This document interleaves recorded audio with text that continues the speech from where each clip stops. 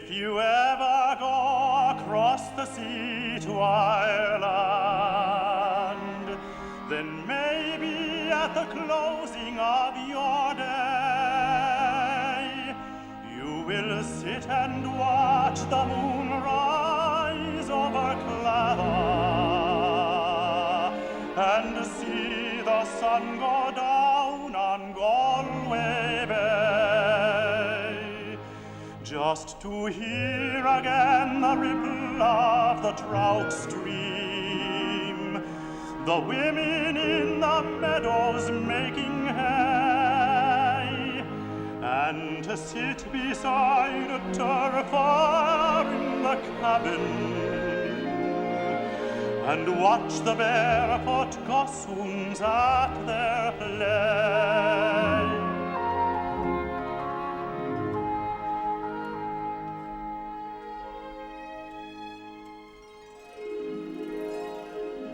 For the breezes blowing o'er the sea from Ireland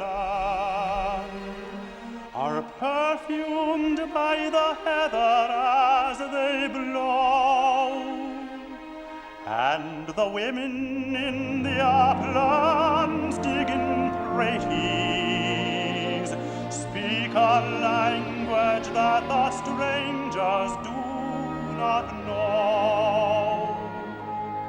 For the strangers came and tried to teach us their way. They scorned us just for being what we are, but they might as well go chasing after moonbeams or light a penny candle from a star. And if there is going to be a life hereafter, and somehow I am sure there's going to be, I will ask my God to let me make my heaven in that dear land across the Irish Sea.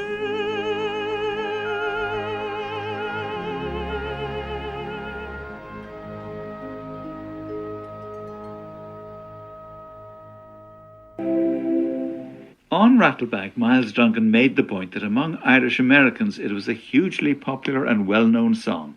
They would probably reckon Danny Boy the most popular, with Galway Bay second. The former was part of the Irish tradition for 400 years before Frederick Weatherly gave it the parlour treatment in the 1920s.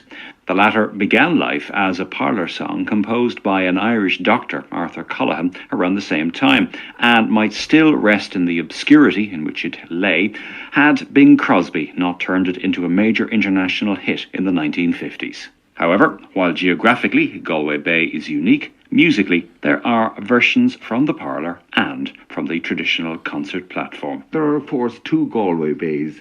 This is Galway historian Diarmuid O'Carroll, expert on Arthur Callaghan. One called the Old Galway Bay, composed by Francis A. Fahey, and it's more traditional, and of course a popular version of it is sung by Dolores Keane, and it carries with it the rhythms of Irish assonance and alliteration and so on. So I suppose the latter one, the Bing Crosby one, is the one that's better known, but it's not as traditional as the earlier version. They're both sentimental, but one is, I think, a bit less sort of natural. It's more contrived. If you ever go across the sea to Ireland, then maybe at the closing of your day, you will sit and watch the moon rise over Culloden and see the sun go down on Galway Bay. Arthur Coolan, he was born in 1884 in Enniskillen, and he belonged to a rather elite and West Britain family, and he could be seen as a medical student who was chronic but never serious. I think it took him something like 13 years to qualify.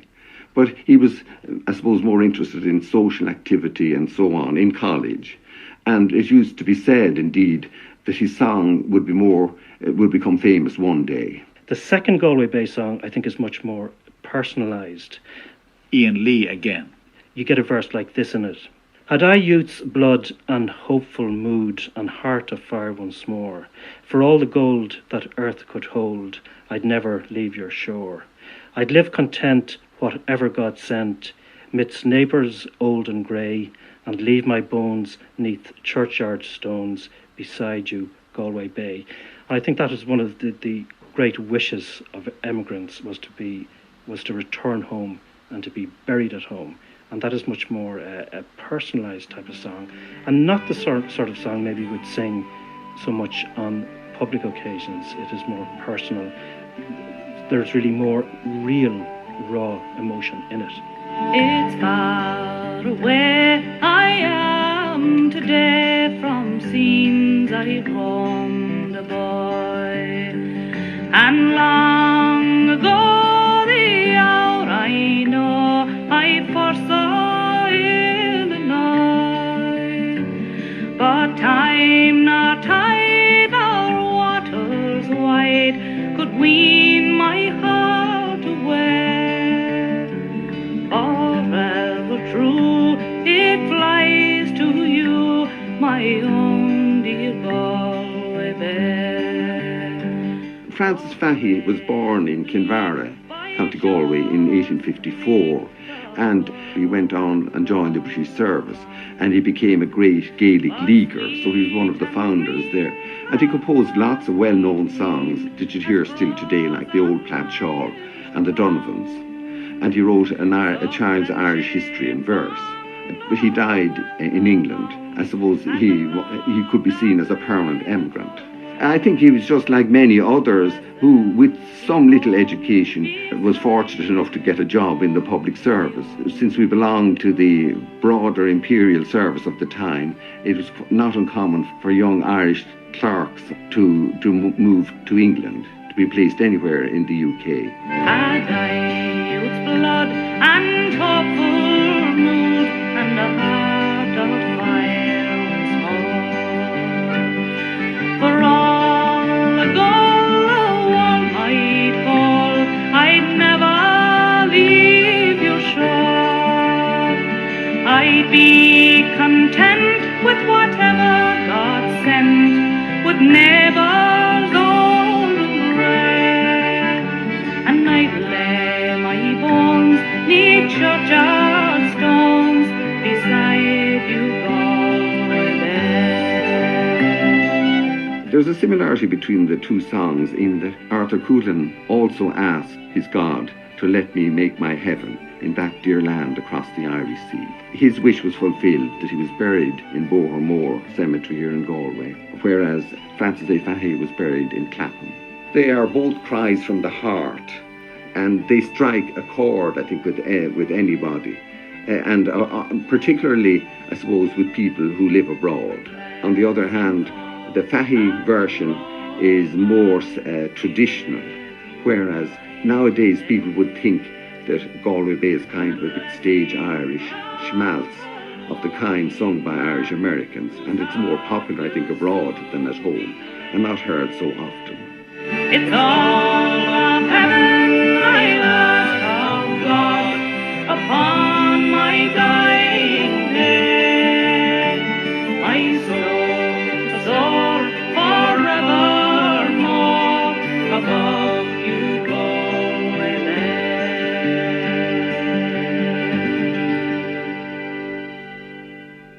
To Bing Crosby and his wife Catherine Crosby, the Galway Bay song was special, and they made a point whenever in Ireland to visit the area. Theirs was a John Hind postcard view of Ireland, both postcard image and Crosby's song, very much of the 1950s. Well, when we toured Ireland, We went to Galway Bay, and we went through the little villages, and there were sheep in the roads, and there were pubs on every corner with a pretty barmaid behind every bar. And we went to Galway Bay, and I saw it, and it was so lovely. Francis Fahey died in old age at the age of 81 in London, but he used to come home from time to time. But he stayed there permanently, whereas Arthur Coolhan used to come home from time to time over the years. And indeed, he was well thought of on the occasion of the centenary of the establishment of the Queen's College. I truly believe that song has brought more people to Galway than all the efforts of the Tourist Board. Thousands of English people in recent summers have left behind them the white cliffs of Dover to see the sun go down in Galway Bay. Galway ought to put up a monument to Dr. Coolhan. As I say, no commemoration has been made, though there is a road in his honour down by Salt Hill. It would be appropriate that he be remembered in this.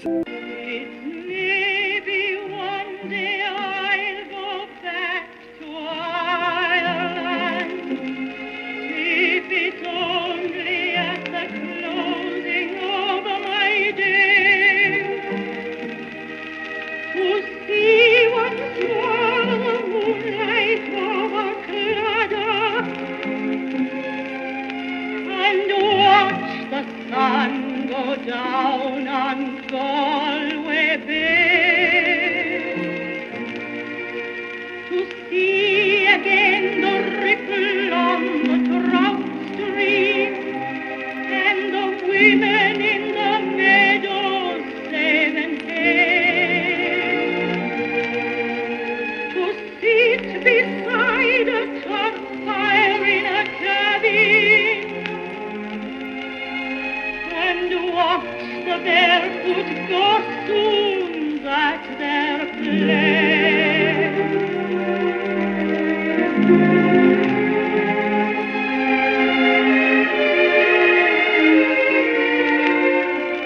The winds that blow across the bogs of Ireland get perfume from the heather as they go.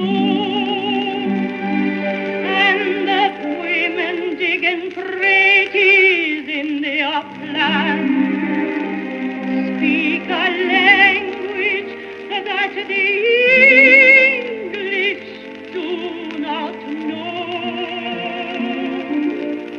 Yet they come to us and try and teach us their ways, and blame us too for being what we are. Sure, they might as well go try and catch a moonbeam, or light a penny candle from a star. Henry Pleasance talks about its sincerity and its intensity. And her interpretation. My goodness, when she sings about the ripples in the trout stream, and at the end when she says, and if there be a life beyond us, and I'm sure there's bound to be, I pray the Lord to let me have my heaven in that dear land across the Irish Sea. It just breaks me up. It's I think it's the finest thing that we've ever heard from her. And if there's going to be a life hereafter, and somehow, sure I think there's bound to be